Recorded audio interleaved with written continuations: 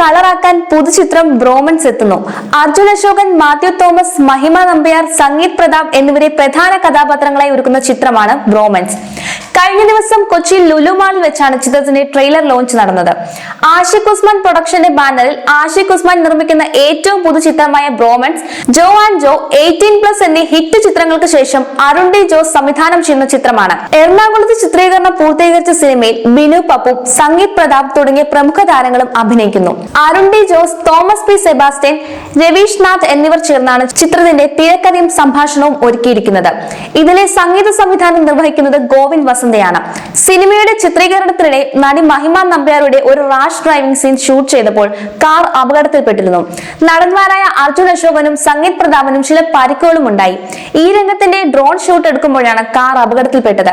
Drone shoot ചിത്രീകരണത്തിനായി മഹിമയ്ക്ക് പകരം car ഓടിച്ചത് stunt ടീമിലെ ഡ്രൈവർ ആയിരുന്നു. ട്രെയിലർ ലോഞ്ചിനിടെ യൂത്ത് സ്റ്റാറുകളെ ഞെട്ടിച്ചുകൊണ്ട് കലാഭവൻ ഷാജോണിന്റെ ഒരു തകർപ്പൻ ഡാൻസും കാണികൾക്ക് ആവേശമായി.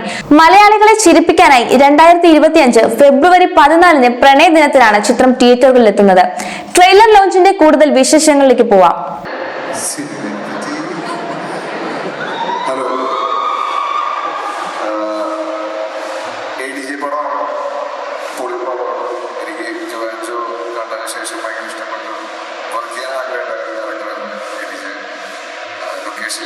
കുറച്ച് പ്രശ്നമായിരുന്നു ചെന്നൈ മാറാൻ. അപ്പൊ ഞാൻ ADJ കുറച്ച് ബഹുമാനം കൊടുത്തിട്ടുണ്ടായിരുന്നു. പക്ഷെ നേരത്തെ കണ്ടാൽ മനസ്സിലായി മാത്യു ADJ എങ്ങനെ ഡീൽ ചെയ്യണമെന്നുള്ളത്. ലൊക്കേഷനിൽ ഞാൻ ഒരിക്കലും അങ്ങനെ പറയുന്നത് ഡയറക്ടർ ഇതെന്റെ ചേട്ടനാണ് കുഴപ്പമില്ല. അപ്പൊ മനസ്സിലായി ഈ പടത്തിന്റെ ഒരു ബോണ്ടിങ്ങും കാര്യങ്ങളും. അപ്പൊ അങ്ങനെയാണ് പതുക്കെ ഈ ടീമിലേക്ക് ബ്ലഡ് ആയത്. അപ്പൊ ഈ പടം സ്പെഷ്യലാണ് തീർച്ചയായിട്ടും. കാരണം ചെയ്ത് വെച്ചേക്കുന്നത് ഓഡിയൻസ് കാണാനുള്ള എക്സൈറ്റ്മെന്റ് ആണ് ഞങ്ങളെ ആർട്ടിസ്റ്റുകളും ടെക്നീഷ്യൻസും മൊത്തം. അപ്പൊ അത് പൊളിയായിരിക്കും എന്നൊരു വിശ്വാസമാണ്. ബാക്കി വാലന്റൈൻസ് ഡേ നമുക്ക് സിനിമയെ കുറിച്ച് അധികം ഡീറ്റെയിൽസ് ഒന്നും കിട്ടിയിട്ടില്ല. ആകെ ഒരു പാട്ടും പിന്നെ ഇപ്പൊ ഇതാ ട്രെയിലറാണ് കിട്ടിയിട്ടുള്ളത്. ആ പാട്ടില് നിങ്ങൾ എല്ലാവരും അടിപൊളിയായിട്ട് ഡാൻസ് കളിച്ചിട്ടുണ്ട്. ശരിക്കും തോന്നുന്നു first full on dance performance അല്ലേ? 10 മിനിറ്റ് പഠിക്കാൻ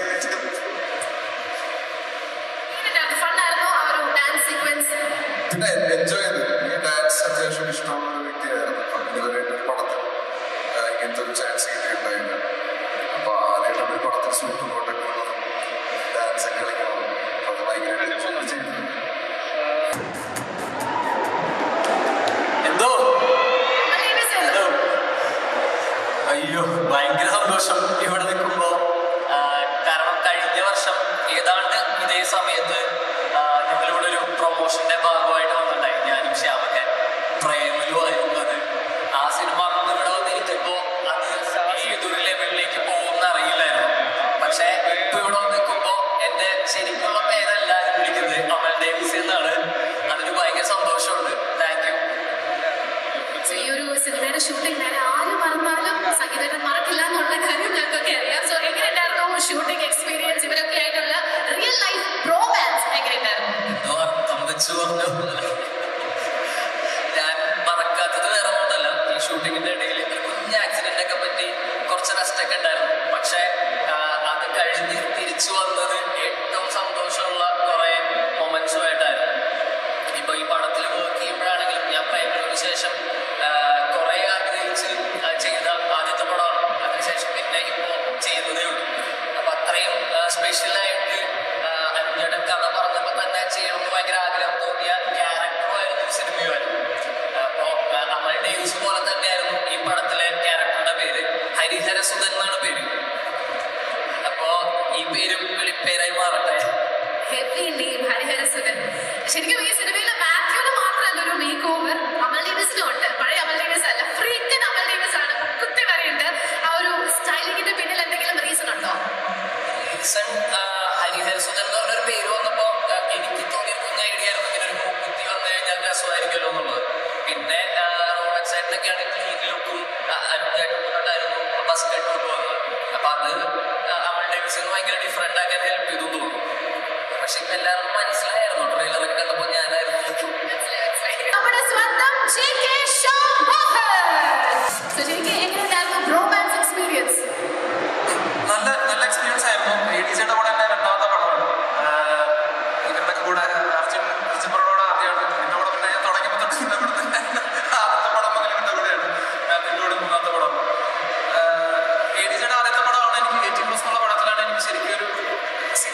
നല്ലൊരു ക്യാരക്ടർ കണ്ട ആൾക്കാർ റെക്കഗ്നൈസ് ചെയ്ത് ആ സിനിമയിലുള്ള ആളെല്ലാം ചോദിച്ചു തുടങ്ങിയത് 18+ ആണ്. 18+ കണ്ടിട്ടാണ് എന്നെ അമരനിലേക്ക് വിളിച്ചത്.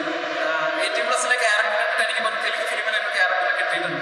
അപ്പോൾ 18+ ADJ വളരെ സ്പെഷ്യലാണ്. അതുകൊണ്ട് തന്നെ ADJയുടെ മറ്റൊരു പടത്തിൽ വീണ്ടും രണ്ടാമത്തെ പടത്തിൽ അഭിനയിക്കാൻ സാധിക്കുന്നതിൽ ഭയങ്കര സന്തോഷമുണ്ട്. ഇതൊരു ഫാമിലി ആണ് സിനിമ, നമ്മളെല്ലാവരും ഇങ്ങനെയായിരുന്നു.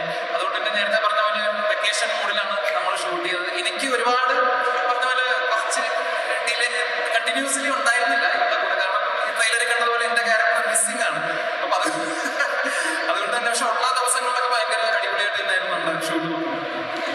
സോ ഇപ്പം 18+ ആണെങ്കിലും അമരനാണെങ്കിലും പ്രേമലാണെങ്കിലും ചെറിയ വില്ലൻ ടച്ച് ഉള്ള ക്യാരക്ടേഴ്സ് ആണ്, ചെറിയ നെഗറ്റീവ് ഷെയ്ഡ്സ് ഉള്ള എല്ലാ ഫൺ ക്യാരക്ടേഴ്സ്.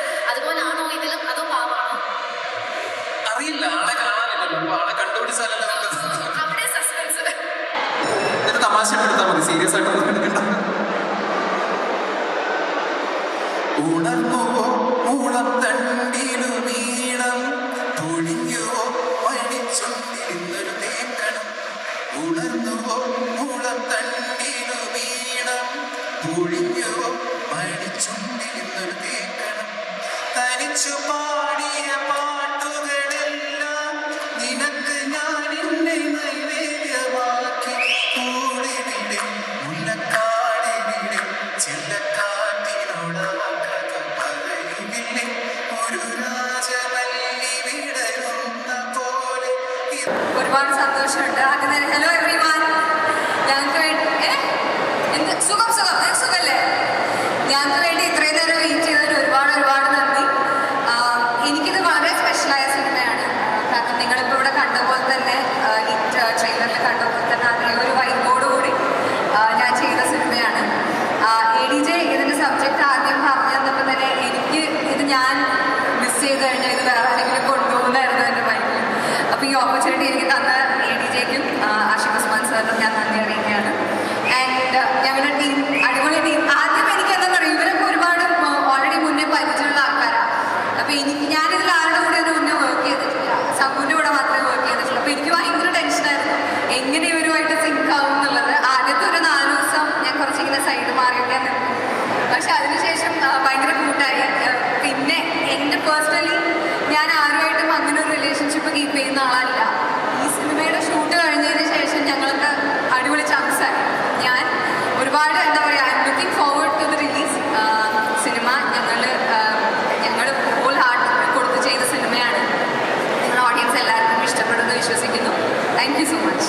എല്ലാവർക്കും നമസ്കാരം. ഒരുപാട് സന്തോഷം എല്ലാവരും വെയിറ്റ് ചെയ്ത് നിന്നതിന്.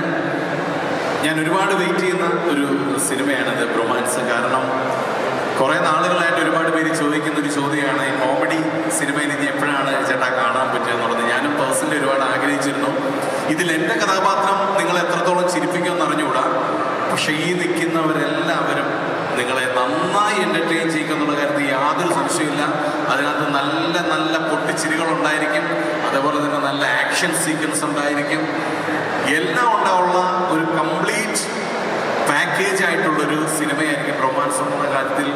ഒരു ആക്ടർ എന്നുള്ള രീതിയിൽ എനിക്ക് യാതൊരു സംശയമില്ല. അതുപോലെ തന്നെ ADJയുടെ രണ്ടാമത്തെ സിനിമയിലാണ് ഞാനിപ്പോൾ അഭിനയിക്കുന്നത്. ഞാൻ ഇതിനു മുമ്പ് അഭിനയിച്ച ജോ ആൻഡ് ജോ എന്ന് പറയുന്നൊരു സിനിമയിൽ ഒരൊറ്റ സീനിലാണ് ചില തീരുമാനങ്ങൾ നമ്മളെടുക്കുന്നത് ചിലപ്പോൾ തെറ്റിപ്പോയേക്കാം, ചിലപ്പോൾ നന്നായേക്കാം. എനിക്ക് പേഴ്സണലി ഞാൻ അന്നെടുത്ത തീരുമാനം ഏറ്റവും നല്ല തീരുമാനമായിരുന്നു എന്ന് എനിക്ക് തോന്നാനുള്ള കാരണം ADJയുടെ ഒരു ഫിലിം മേക്കിംഗ് തന്നെയാണ്.